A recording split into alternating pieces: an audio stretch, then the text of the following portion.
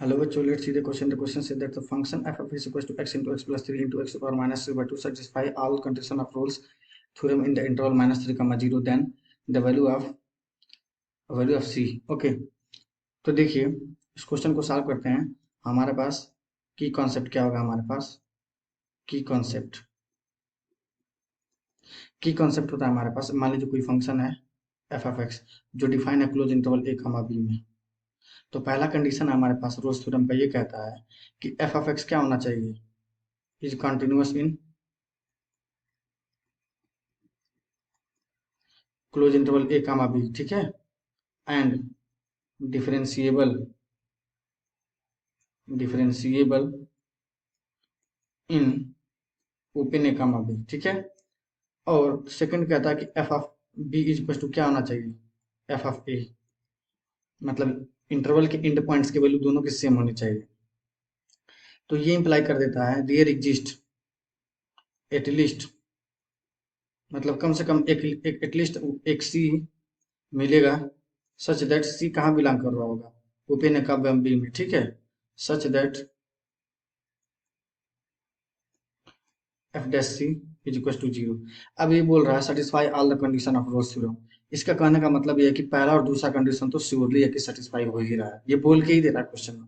तो सी की value find out करनी है. तो चलिए एफ ऑफ एक्स क्या देगा हमारे पास? एफ ऑफ एक्स दिया हमारे पास x into x plus 3 into e to power minus x by 2. तो एफ ऑफ एक्स को अगर मैं ऐसे लिखना चाहूँ तो लिख सकता हूँ ना, एक्स स्क्वायर प्लस 3 एक्स से मल्टीप्लाई कर दिया हूँ e to power minus x by 2. चलो एफ डैश एक्स निकालो प्रोडक्ट रूल ऑफ डिफरेंशिएशन से. तो ये हमारे पास क्या हो जाएगा? एक्स स्क्वायर का हो जाएगा 2x और ये हो जाएगा प्लस 3 और ई का पावर माइनस एक्स बाई 2 को एज इट इज बना देते हैं प्लस. यहाँ पर देखिए अब ई का पावर माइनस एक्स बाई 2 को डिफरेंशिएट करेंगे तो ये पावर हमारे पास होगा 1/2 ई का पावर माइनस एक्स बाई 2. कैसे आया? ई का पावर माइनस एक्स बाई 2 का हो गया ई का पावर माइनस एक्स बाई 2 और माइनस एक्स बाई 2 का हो गया माइनस 1/2. तो यहाँ पर इस वजह से हमारे पास नेगेटिव आया है और ये हमारे पास x square plus 3x as it is रहा है. ठीक है. एक काम करते हैं, पूरे में से ई का power minus x by 2 common ले लेते हैं. ठीक है.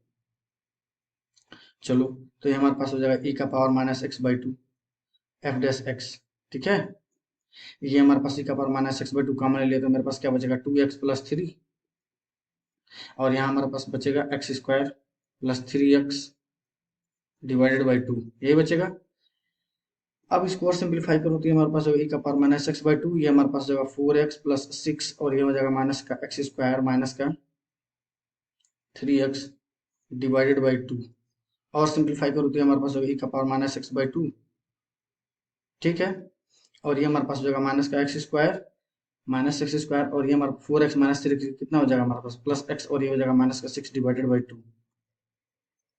तो एफ डैश सी की वैल्यू क्या हो जाएगी हमारे पास? ई का पावर माइनस सी बाई 2 और ये हमारे पास जो माइनस का सी स्क्वायर प्लस का सी माइनस का 6 और ये 1/2 को यहाँ ले रहा हूँ. ठीक है. ये ई का power minus C by 2 zero हो नहीं सकता. एक्सपोनेंशियल फंक्शन कभी जीरो नहीं हो सकते हैं.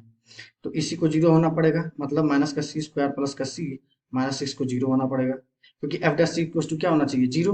तो ये हमारे पास होगा माइनस का सी स्क्वायर. इसको मैं देखो अगर मैं माइनस से मल्टीप्लाई कर दूं तो क्या हो जाएगा हमारे पास? माइनस का सी स्क्वायर यहाँ पे हमारे पास प्लस का 6 है. ठीक है. हाँ, माइनस का सी स्क्वायर माइनस का सी और ये हो जाएगा माइनस का 6 इज इक्वल टू 0. ठीक. इसको मैं क्या करता हूँ? फैक्टर कर लेता हूँ. सी स्क्वायर माइनस का 3c और ये हो जाएगा प्लस का 2c माइनस का 6 इज इक्वल टू 0.